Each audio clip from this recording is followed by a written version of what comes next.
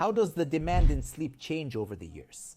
How much sleep is needed at different ages?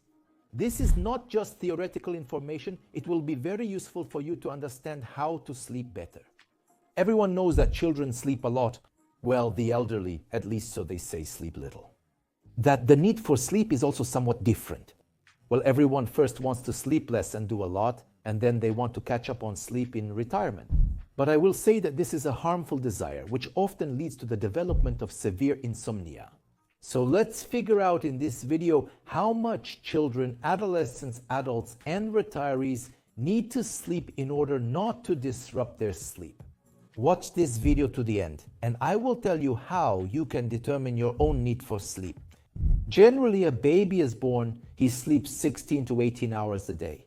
I always love, to make such a remark, but why is nature so stupid? Why does a child need to sleep so much? I wish he would start learning English right away.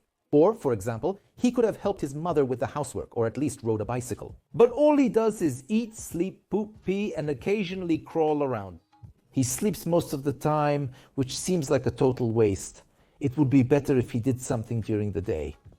But let's understand that it is precisely during sleep that our development and growth of the body is ensured. Well, of course, the body grows around the clock, but the brain is busy at night restoring physical strength. The production of hormones in particular, the growth hormone, which is responsible for growth, peaks at night. And it is in childhood that the peaks of this hormone, which ensures that a child grows, are maximum. Information processing also happens at night. Our long-term memory is formed, that is, the human brain is actually formed, which can then create, invent, or achieve something in life.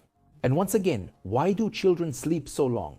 A baby is born weighing 3.5 kilograms. By adulthood, he will weigh 70 kilograms.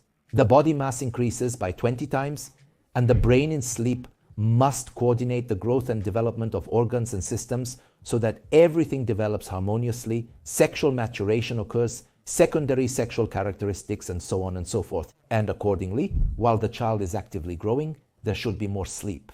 The next dream we have for the first 6 years of life, a child learns 80% of all the audiovisual information he will learn for the rest of his life. That is, he is already formed as a person.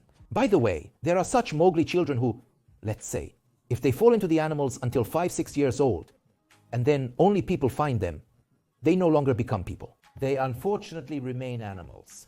So, a child who has just been born, 6 hours of sleep are taken away because all the information he has accumulated, he needs to process, forget something, save, adapt to the environment, and form long-term memory and reflexes. And therefore, when a child is actively growing, actively cognitively developing, he needs a lot of sleep. Further, our need for sleep gradually decreases with age. A child sleeps around 15 hours per day at 1 year old, 14 hours at 3 years old, and 13 hours at 5 years old. Further, the duration of sleep gradually decreases, but here another factor comes into play. Moreover, this can even be observed in children. We then essentially develop different sleep durations. We have children who are short sleepers. For example, it is believed that a child aged 10 to 11 should sleep 10 to 12 hours. But for short sleeping children, 8 to 9 hours of sleep is enough. For instance, they no longer need a daytime nap by age 5. And parents read smart books where they say that you need to sleep 10 hours plus 1 more hour to sleep during the day. And they make this little boy lie down with his eyes barely closed. In the evening, they put him to bed and told him to sleep. And even then, this child begins to develop what is essentially insomnia. He just develops a reflex. They put him to bed, but he doesn't want to sleep. On the one hand, of course, there are statistical data, but on the other hand, individual sleep duration. But overall, it is known that by approximately 18 years of age, a person's sleep duration does not change. And on average, it is in the range of 7 to 9 hours. However, there is an individual sleep duration from 5, even 4, up to 12 hours. That is, there are short sleepers, Thatcher, Napoleon, well, many who slept, say, 4 or 5 hours. There's Einstein, who sleeps 12, slept naturally, 12 hours, and said, I can't invent anything if I don't get enough sleep. That is, in general, yes, this can be a variability of duration for everyone, but on average, about 7 to 9 hours. If in your childhood you were also made to sleep and you didn't want to, give a like to this video. And in general, from a physiological point of view, it is considered that the duration of sleep then remains relatively stable, whether at 20 years old or at 80 years old. But it's interesting that recent studies have shown that the minimum duration of sleep in people is approximately from 28 to 55 years old. But here it turns out that it's not physiology that plays a role, although of course physiology too, if you need 10 hours you will sleep 5, but it won't work out. However, a person can alter the duration by 10-15%. Sleep, and in particular to shorten, so here is the shortest duration of sleep, so such actively working people raising children within the limits there, 30-50 years. And then of course a person retires, he has more time to sleep, and the duration increases by the same 10-15%. And here it is not physiology that works, but social aspects of life, which simply do not allow a person to sleep more. By the way, during this period, people have the most problems with sleep or sleep disorders, and in particular, insomnia. But precisely because they lead such an active life, they perform some social functions, more stress, and this in turn disrupts sleep and leads to the same insomnia. I recently wrote a book, it's called Stress and Insomnia. Now we are moving on to the elderly people. Well, how it happens with these people in their 30s, with a little and up to 55 for women, 60 for men, who actively work and finally get some sleep in retirement, because they didn't get enough sleep here, a person retires and literally in 2 and 3 months he can have serious insomnia. Do you know why? And then the person starts to lie in bed longer in an attempt to catch up on all the sleep he missed over many years. But you can literally catch up on sleep in just a few days. But if a person really starts to overstay in bed, paradoxically it worsens the problems with sleep because the person has slept off, only woke up by lunch, he can't fall asleep in the evening. The longer a person lies in bed, the more time he will spend awake trying to fall asleep, and a reflex fear of falling asleep in bed insomnia will form. In the description to this video, you will find another link to my video where I describe step by step, so to speak, the stages of development of conditional reflex insomnia associated with the violation of just such a sleep regime that a person simply tries and he does not succeed. This leads to the development of pension insomnia. Long lying in bed, regardless of your needs, will also have no benefit. But what did the studies show? In fact, retirees sleep just as much as they did before retirement for the same 20 years, unless there are some social problems that limited their sleep.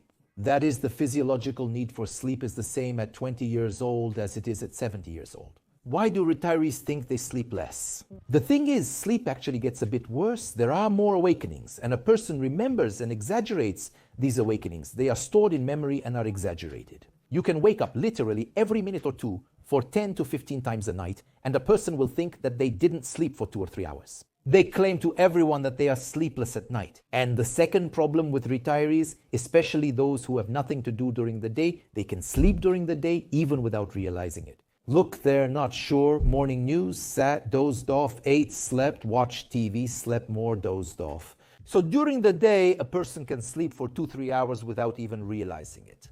And of course, then he can't sleep at night and says that it's terrible, I don't sleep at night. Although all recent studies show that on average, even those people who claim to have some serious insomnia sleep the same amount of time per month. Yes, they sleep worse one night, better another. Sometimes they sleep during the day, but don't sleep at night. But overall, it's a very stable parameter, the duration of sleep. And once again, whether at 20 or 70 years old, the need for sleep is the same. I can maybe explain why it's important to know exactly your need for sleep so you don't potentially have problems with developing insomnia. I already mentioned about the elderly that they start to lie down longer. So if you start to lie down longer than you need, it's a direct path to insomnia. I remind you again that most often people who can sleep as much as they want, and when they want, suffer from insomnia. How old are you if of course you want to hide your age? And how much do you need to sleep or catch up on sleep? Please write in the comments. Or for example, you retired and for some reason your sleep deteriorated. In general, describe your sleep duration. Maybe it will be interesting to discuss this with you in the comments. How to determine your need for sleep? Because each person's need is individual, it's impossible to open a book and read that I should sleep 8 hours. This is an experiment of truth criterion. The only thing that's important is to set a strict sleep schedule. That is, if you have a shift schedule or you constantly break it, then it will be difficult to determine. But let's say you have such an opportunity. Give yourself a certain time that you consider to be the minimum sufficient. Remember how much you needed at a minimum to get enough sleep when you were, say, actively working, but now you're working, or now you're retired, but you used to work, say, 7 hours, barely got enough sleep, but in principle, that was enough for you to get through the day. And set a strict bedtime. As a minimum for a week, better too. And see, first of all, how much of this bedtime you will spend sleeping. A sleep efficiency index exists. That is, the time you should be sleeping normally should be 90% or more. For simplicity, let's say, if you lie in bed for 10 hours, then at least 9 you should sleep. That is, you should fall asleep within 15 minutes. You should not have more than 15 minutes of awakening in the middle of the night. Well, and then it is considered a normal sleep duration and normal quality sleep.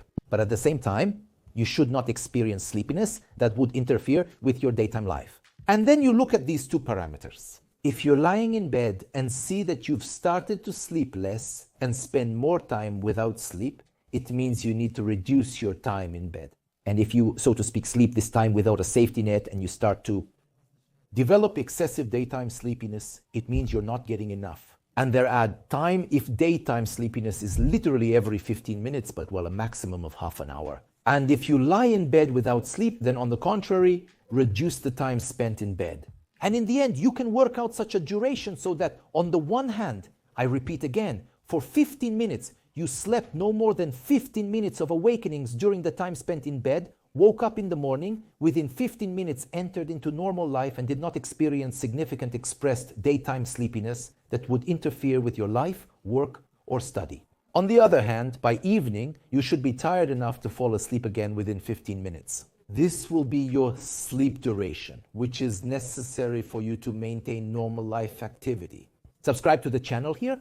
There's a lot of useful information about sleep hygiene, bedroom hygiene, sleep disorders. And there I give a lot of useful recommendations on how you can improve the quality of your sleep at home, even without going to doctors. Or at least what you should have. What problems require a doctor's attention. Click the bell so you don't miss my latest videos.